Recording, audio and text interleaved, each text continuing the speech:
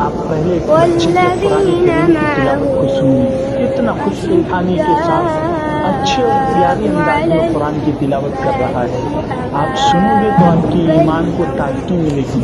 وَإِذَا تُلِيَتْ عَلَيْهِمْ آيَاتُهُ زَادَتْهُمْ ایمانا کی کیفیت محسوس ہوگی.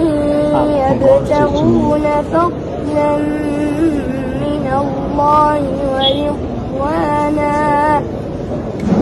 سيماهم في وجوههم من أثر السجود ذلك مثلهم في التوراة ومثلهم في الإنجيل كزرع أخرج شطأه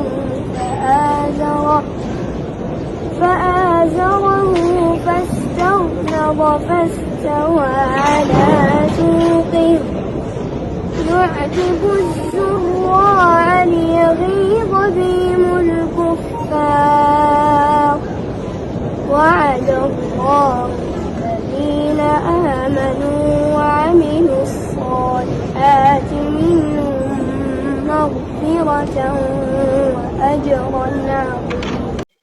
اللہ اکبر. یہ قرآن کا کھلا معجزہ ہے کہ صرف 1 سال کا بچہ قرآن کریم یاد کیا ہوا اور کس انداز سے خوش الحانی کے ساتھ پڑھ رہا ہے. میٹھی انداز میں قرآن کی تلاوت کو سن کر دل باغ باغ ہو گیا.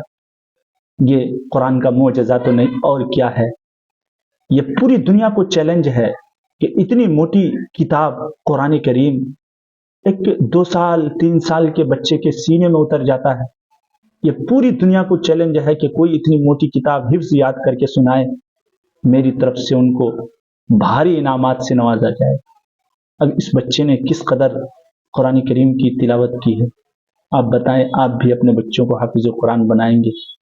اللہ کا کلام جس بچے کے سینے میں اتر جاتا ہے اس کے والدین کو کل قیامت کے دن سورج سے بھی زیادہ روشن تاج پہنایا جائے گا. جب ماں باپ کا اتنا اونچا مقام ہوگا تو اس بچے کا عالم کیا ہوگا، اس کو کتنا بڑا انعامات سے نوازا جائے گا. تو ہر انسان اپنے بچے کو حافظ قرآن بنائے. کم از کم ناظرہ قرآن کریم پڑھنا سکھائیں. یہ اللہ کا کلام ہے، اللہ کی ذات سے نکلا ہوا کلام. اس قرآن کریم کی تلاوت پر ایک ایک حرف پر 10 نیکیاں ملتی ہیں. نیکیوں کے ذخیرہ کا ایک بہت بڑا انمول تحفہ ہے. اس لیے آپ اپنے بچوں کو بھی حافظ قرآن بنائیں اور کم از کم ناظرہ ضرور پڑھائیں.